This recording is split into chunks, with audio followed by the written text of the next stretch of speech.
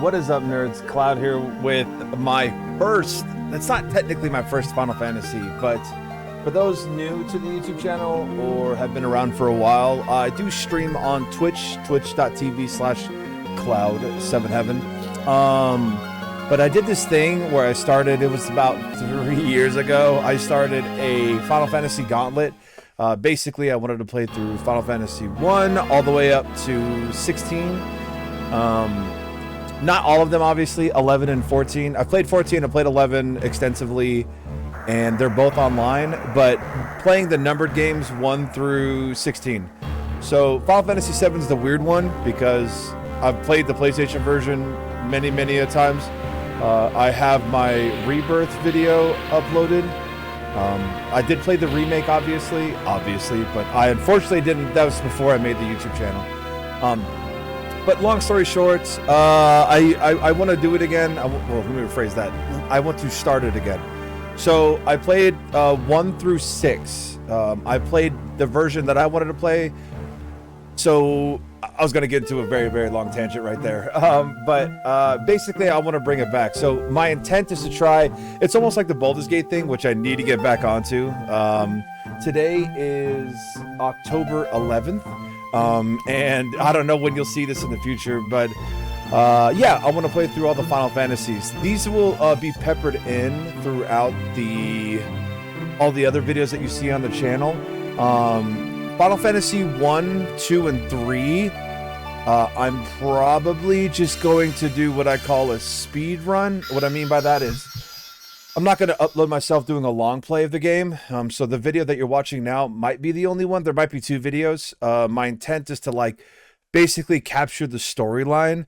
I'm sure in the future, people would be very interested to see me play an RPG extensively like I did with my Super Mario playthrough. But for Final Fantasy 1, 2, and 3, I don't really think there's a compelling story on these. So yeah, we'll see what this looks like at the end of it. Bear with me as I play through this. I'm really excited. The game I'm most excited to play is 9, just because 9 has slowly started to become it's starting to become my favorite. I know that's crazy to say because Final Fantasy 7 is goated, but Final Fantasy 7 is in a league all of its own. So what's the next game after that? I absolutely Freya.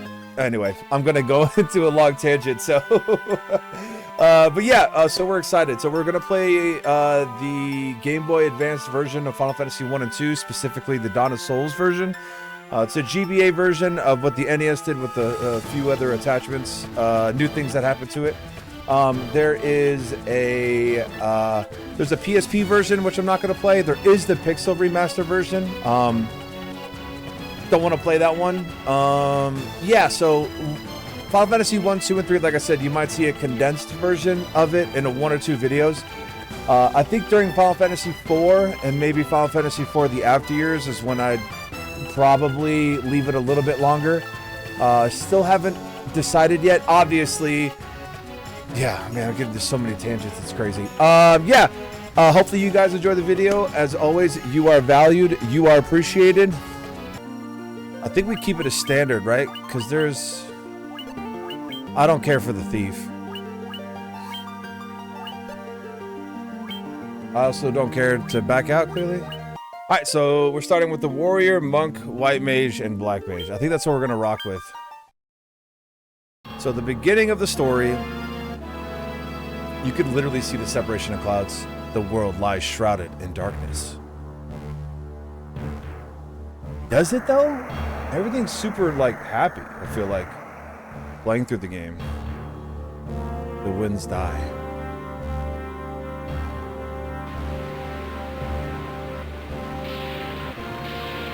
We never, spoiler, you never see the game in this fragmented, anger. Everything, well, at least it's like dusk outside. The earth decays.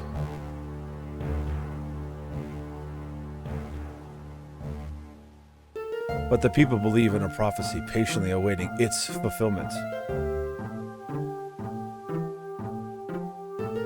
When darkness veils the world, 4 warriors of light shall come.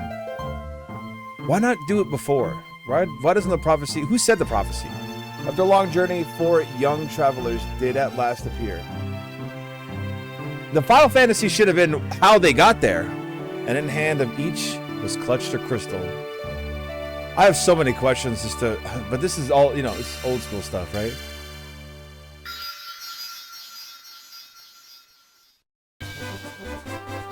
The fact that the game just starts is crazy. Okay. They start with no magic. Okay.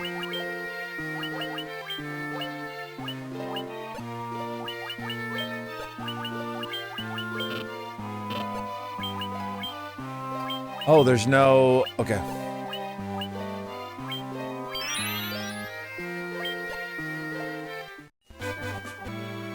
So starting off, we are bringing these dry-ass crystals to the King of Cornelia. Right after that, he's like, bet, since you have these crystals, you guys are the foretold prophecy. Please go save my daughter. I don't want to do anything about that. Oh, by the way, when you do that, I got a super big surprise that's going to help you, but more importantly, me, because I'm going to restore something important to my kingdom. Dude is absolutely fuming to get the command of Cornelia. The king will have no choice but to exchange the kingdom for his daughter's life. Cornelia will be mine. So back at Cornelia, we bring Princess Sarah back, and we make sure that the king makes good. Why am I moving so damn much in my seat? We make sure the King Cornelia makes good on his promise. We need to get to that North Continent. It's time for us to roll out. Also, the Princess Sarah gives us a lute. I'm not going to lie to you. I thought they mistranslated flute. Forgot the F. But lute's a real thing. Like a banjo for chivalry. We got these workers working around the seconds to finish this bridge that could have been done if the king would just get off his lazy... I know they're so pixelated, but it's still such a cool it's such a cool scene. Especially for a mobile device. And so their quest began. As the 4 warriors of light, they felt overwhelmed by the great task destiny placed before them. They did not even know the true significance of the 4 crystals they had. I put a word in there, had held. They held in their hands the crystals that once, long ago, held a light that shone so brightly, brilliantly. The time for the journey had come. It's still incredible to think that this game was the final, like, we gotta do something as Square Soft. The time to cast off the veil of darkness and bring the world once more into light. Whatever the last character at the far end near the street looks like a E.T. Or like an alien.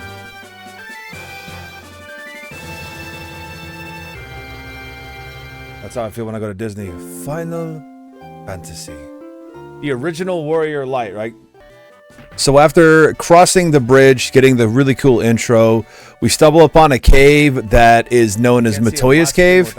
As soon as we go inside, baby girl's slamming across her living room floor or her big ass carpet.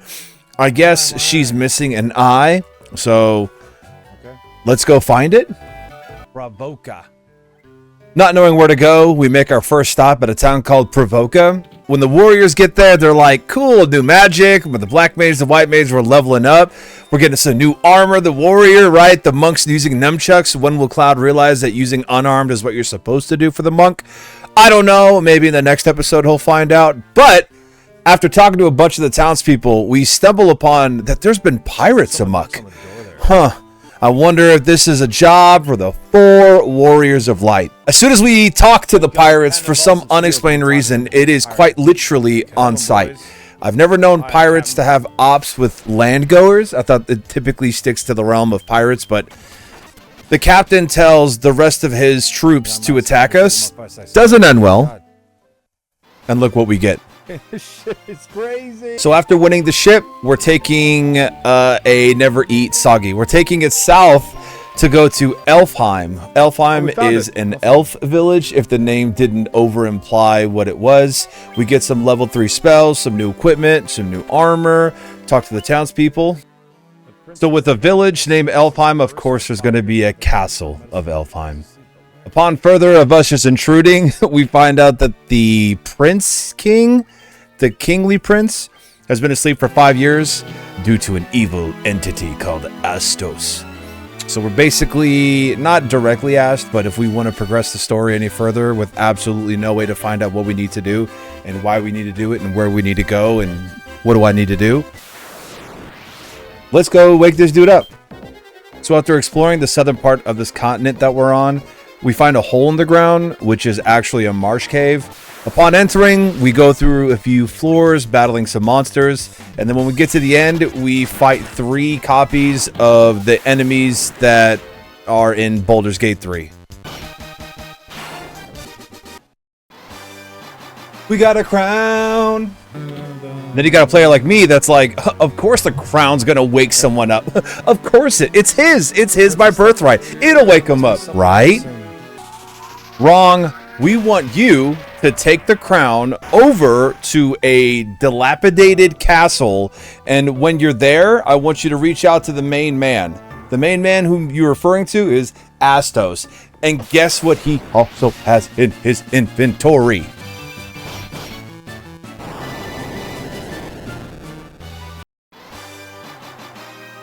He had the eye.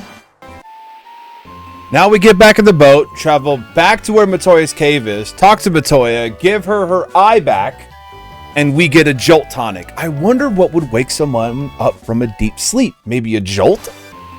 So now we travel back to Elfenheim, or Elfheim. Elfenheim's crazy. We travel back to Elfheim, we land, walk over, talk to the Prince King's consort. Shout outs to Radon. We give the tonic over, the prince wakes up, and I don't want to go into the lore implications of being, like, how much atrophy has happened to this prince, but we get the Mystic Key in return. You won't see it too much on this playthrough, but the Mystic Key basically allows us to open up Mystic Secret sealed doors. Get back in that ship, get back to Cornelia, use the Mystic Key to open a door to unlock the Titan or Nitro powder so that we can blow up something. Alright, so we get into the ship, we go west. We go west to a new area, dock. As we walk, we try to figure out what we're going to do. We got this dynamite in our pocket. Is there anyone out here that could utilize this and maybe, I don't know, open a path for us? Let's check over here. When we find the individual that wants to use the nitro powder, they explode the earth, creating a crack for us to go through to the other side to explore new areas, and we get this cool little GBA cutscene.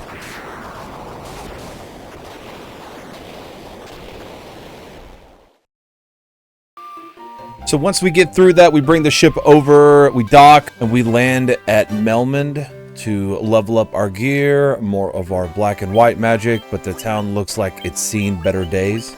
We find the next area, which is the Cavern of Earth. This is going to house the first crystal of Final Fantasy I, and that's going to be the Earth Crystal.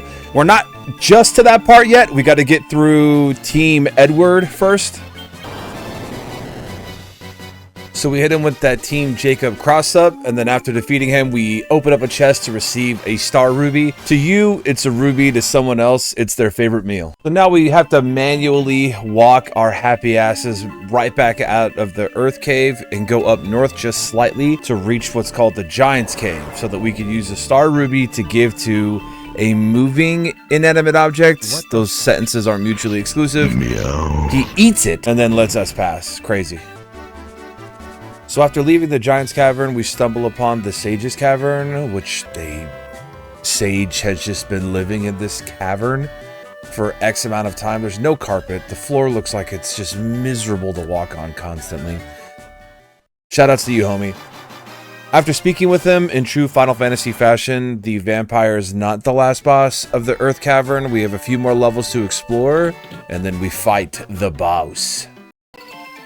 Leaving the Sage's Cavern, going back through the Giant's Cavern, and walking east all the way back to the Cavern of Earth, we go right back to the spot that we defeated the vampire at, and in that stone tablet area, we use the staff that unlocks stairs leading downstairs.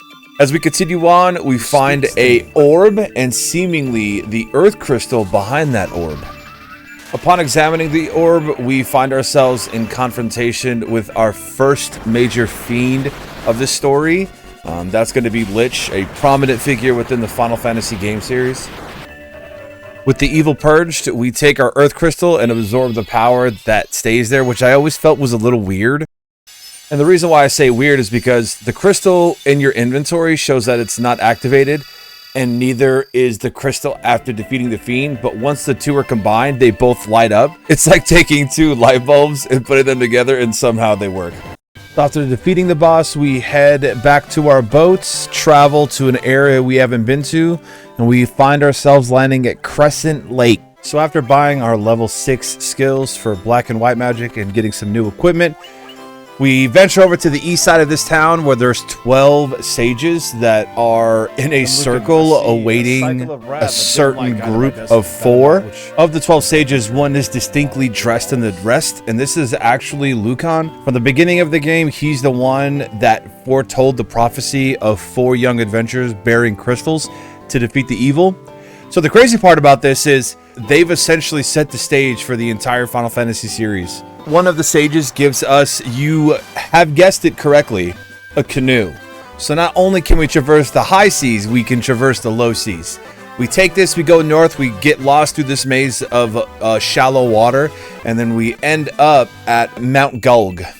After dealing with the most annoying dungeon thus far that taught me that I need to have potions, high potions on me at all times, we finally make it to the crystal room. Upon inspection of the orb, we fight the fiend guardian, Merilith. Those me shall burn in hellfire. Fuck this stage.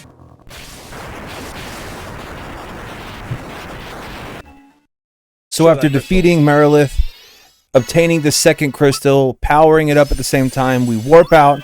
We head back to the lake village. Shortly after resting, we make our way back in the canoe, but go north because word in the streets is that there is a special item in an ice cavern that we want to go. Stone. I don't know.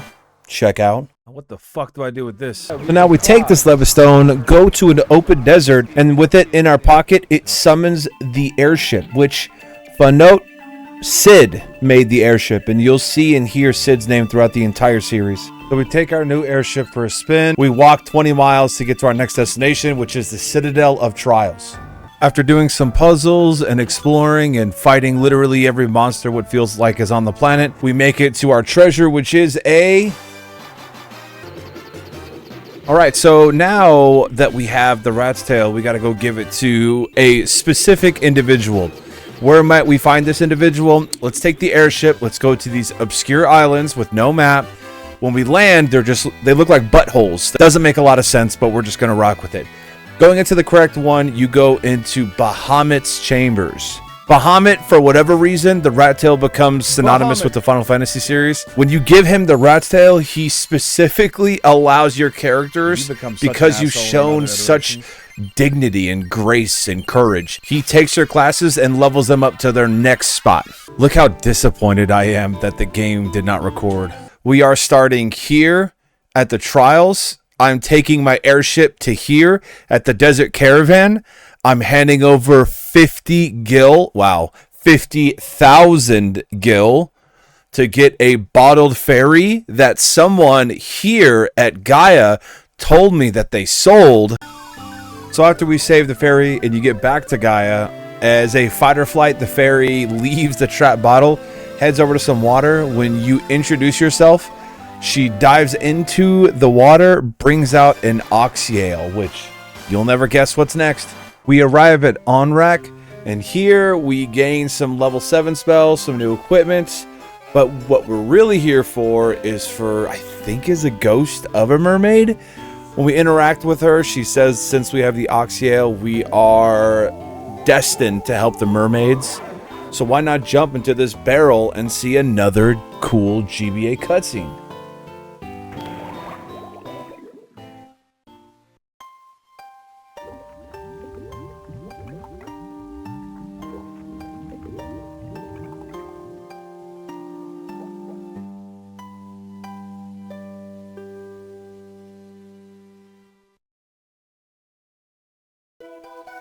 Once we get through a hellhole of this watered down facility, we make it to the third fiend in the series, which is Kraken.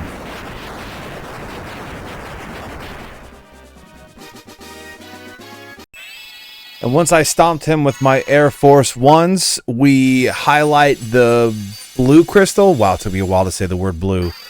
We highlight the blue crystal, activate its power, and we are done with the third temple. So if you thought that we warped out of the temple, then we had to take the canoe into a waterfall that was hidden. Then in the waterfall, we talked to a robot that gives us a warp cube to utilize later on. Now we go back to Melman because we have a... Oh my god, I didn't even talk about this. I don't know when I got the Rosetta Stone. I have my notes here, but I didn't put it down. Anyway, we give a Rosetta Stone to this grave-standing wordsmith, and he teaches us the lost language, and we learn Lufenian. We fly over to the east, and we land in Lufenia. This area used to be referred to, or the individuals that inhabit this area used to be called the Sky People. So they talk about an area that exists above a huge tower. Talking to all of the individuals here, one of them will give us a chime. That chime will be used to ring the bell of reckoning for chaos. So we take the chime and then we head over to this vast desert. And in the middle of that desert is the Mirage Tower. Going through the Mirage Tower, we have a few different puzzles, a crap ton of enemies, and by the end of it, we reach a blue dragon. Once he's defeated, we utilize the chime to teleport ourselves up to the first floor of the Flying Fortress.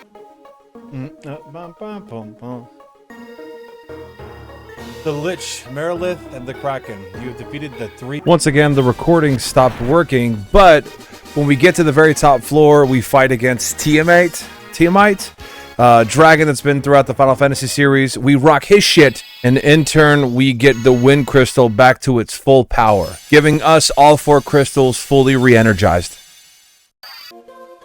So with the final act setting the stage, we go back to basically where this whole entire quest started. We go back to the Chaos Shrine, which is in the same place as Cornelia, and now that we have the crystals, something happened. Step forward. We travel back 2,000 years. 10,000 years can give you a sight. So with the gathering of the crystals, we have reached the end game of our journey. The Warriors of Light enter the Chaos Shrine 2,000 years in the past before Garland is sent to the future to wreak havoc. This is by far the hardest dungeon in the game. There's, I think, 7 floors. Going based on, I trauma dumped it immediately. You have to fight Tiamat, Merilith, Kraken, and Lich. I was getting my shit ringed. You remember me? I was once known as the Knight of Cornelia. Yeah. 2,000 years from now, you killed me. I'm Garland. Oh, you did defeat me then, but the 4 great forces saved me by sending me back through time. But what? Once here, I sent the 4 fiends into the future. You see the statues, where they shall once again use the 4 great forces to send me into the past. In 2,000 years, I'll remember none of this.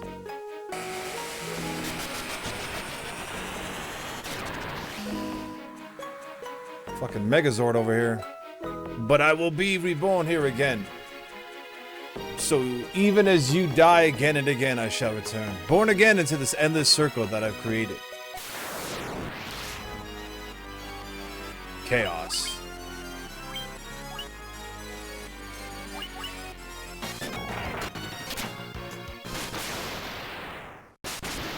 Oh.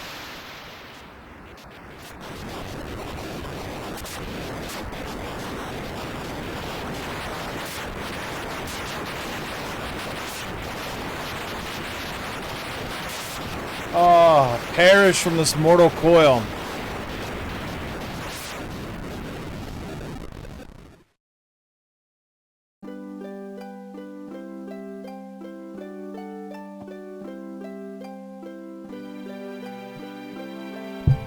God. Punch the mic. The land is free. The time loop was severed at last. The endless struggle that raged over 2,000 years has ended, and peace prevailed once more.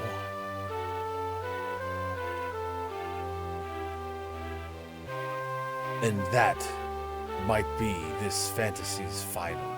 The light of the four crystals restored the forces of wind, water, earth, and fire.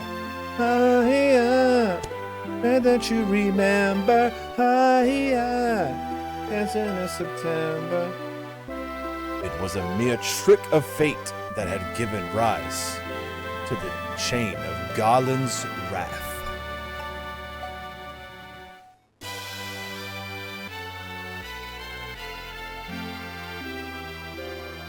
But magnified by the four forces meant to guide our world. A trick of fate has also gave birth to the fiends, which we defeated.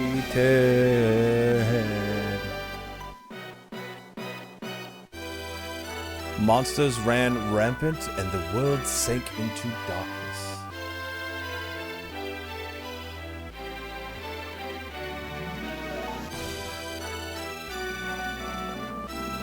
But all that is now, with the four forces flowing as they were meant, the warriors prepared to cross time and return to the world they knew. A world where Princess Sarah, Queen Jane, and even Garland himself waits.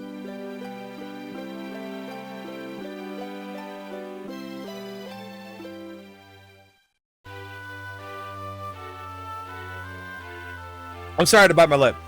When was this fateful day that sent time spiraling into a loop?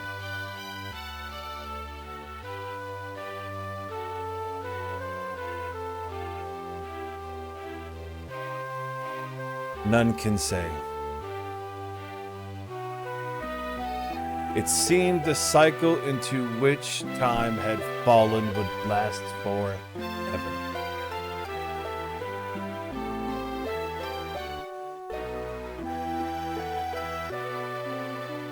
But the bravery of four young travelers changed that. They took the forces that filled the world with darkness and used them to bathe the world in light. The narrator has a hard-on for the warriors.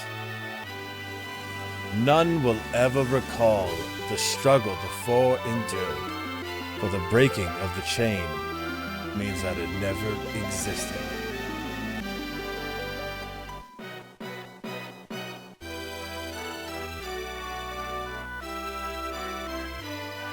But within the tales of fantasy, the people tell the memory of their deed lives on. I think that's a really good time to say the word final, but